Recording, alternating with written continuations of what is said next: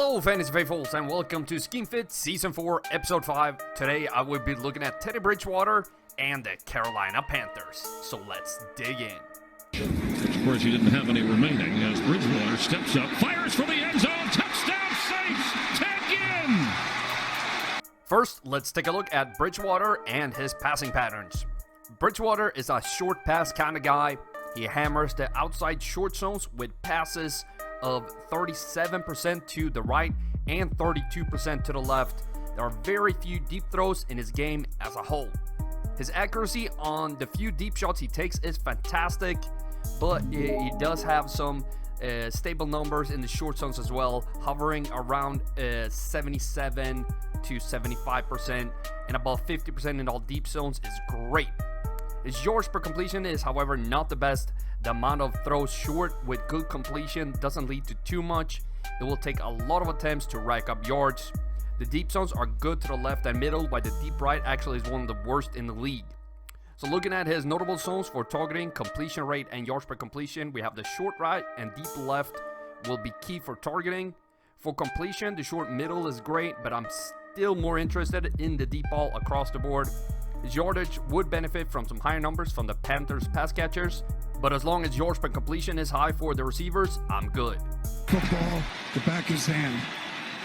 Allen steps up and goes deep. He's got a wide open target, and it is caught for the touchdown by Moore. Shifting the focus to Matt Rule, Rule believes in controlling football games, ideally with the running game, so I would not expect a high-flying passing offense all of a sudden.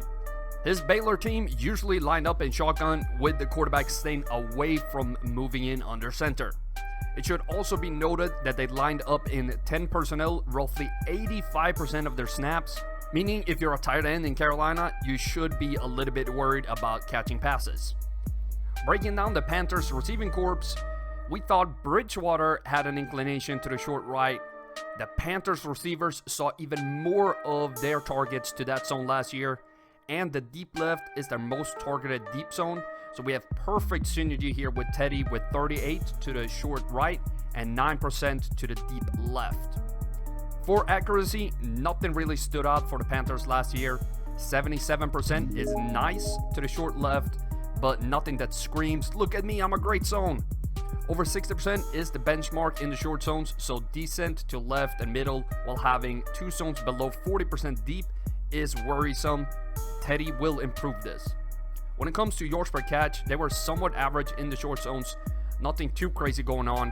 Deep outside zones are league average, while the deep middle had bonkers 38 yards per catch. Teddy will not match that number. For notable zones, we have the deep left and short right. They will see a ton of targets from Bridgewater. They are used to this in Carolina, so we have perfect synergy for all parties.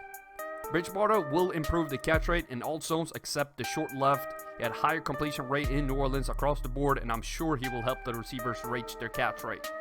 The yards per catch will most likely stay around the same, maybe a bit lower short middle, and like I said, the deep middle is way too good for Teddy, and his deep right is iffy. I expect to meet in the middle somewhere in these zones. I would like to take a second to remind you to hit that like button, leave a comment what you think about this video, and subscribe to the channel. I love every interaction I have with y'all, and every little bit helps me put out even more content.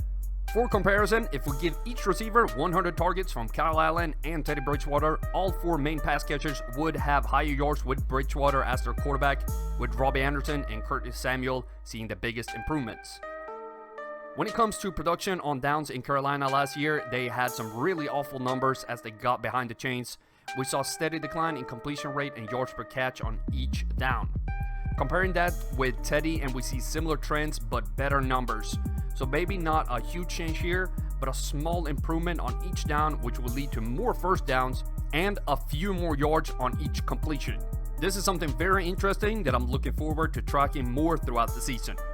Breaking down their red zone trends, Kyle Allen wasn't bad in the red zone with a completion rate of 55%. However, Bridgewater had the highest in the league with 64%. If we look inside the 10, the change is even bigger. Bridgewater had 64% completion rate and Kyle Allen 47%. Teddy has no clear favorite zone when he throws more touchdowns to. He had 2 in each zones in the red zone. He also did not have a single interception in the red zone. If he takes care of the ball, he has weapons to score for him. Bridgewater will have more red zone attempts thanks to him moving the offense better, and with him being more accurate and more careful with the ball, I expect his touchdowns to go up, and in turn the receivers as well. Play clock is down to 1. McCown gets it off. He's throwing long on the near side for Anderson. He's got him into the open field. Touchdown, Jets! As a conclusion, let's look at their synergies and bad fits. The deep zones all will improve for the receivers, so even if Teddy's yards per completion is lower, they fit each other well here, and the short right will improve as well. With that, we have the deep zones being good for fantasy, and the short right will produce yards on a ton of throws. Bridgewater is way more accurate than Kyle Allen.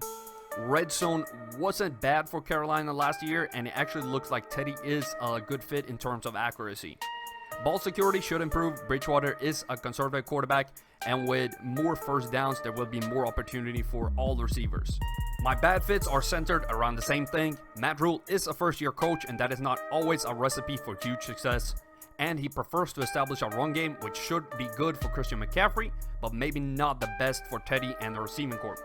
So, in conclusion, I won't be drafting Teddy Bridgewater in 2020, but I will be drafting DJ Moore for sure. He has tremendous value in being there week in and week out with a more accurate quarterback. I will even take a shot at Robbie Anderson later in drafts, thanks to Teddy's higher quality deep shots than Kyle Allen. Thank you very much for watching. Hit that like button if you enjoyed this video and subscribe for even more content. Till next time. Hello Fantasy Faithful, I hope you enjoyed that video. Don't forget to check out more of them right here and here. In case you haven't done so already, be sure to subscribe to the channel and turn on notifications so you don't miss a beat.